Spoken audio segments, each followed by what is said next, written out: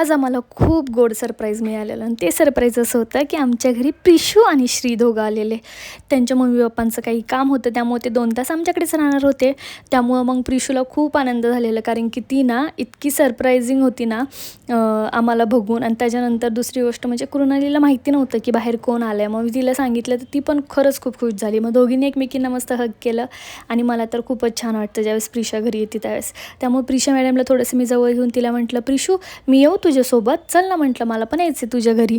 तर मॅडमचं होतं, हो मामी चल तू माझ्यासोबत, आपण दोघी जाऊयात. मग त्याच्यानंतर मग मला भेळ खायची होती, तर आम्ही तिघीजणी मस्त भेळ एन्जॉय करत मस्त मस्त हे करत. आणि पोरींना तर माहिती असतं की व्हिडिओ चालू आहे, त्यामुळे त्या मॅडम खूप छान एक्सप्रेशन देतात. त्यानंतर म्हटलं चला आता चपाती भाजी खाऊयात आपण, कारण की या दोघींचं पण सेम या एक चपातीसाठी ते 2 तास लावतात, इतक्या तर त्या हुशार पोरी आहेत. पण कसं तरी त्यांना मोबाईल देऊन थोडंसं रमवून त्यांना मी चारलं.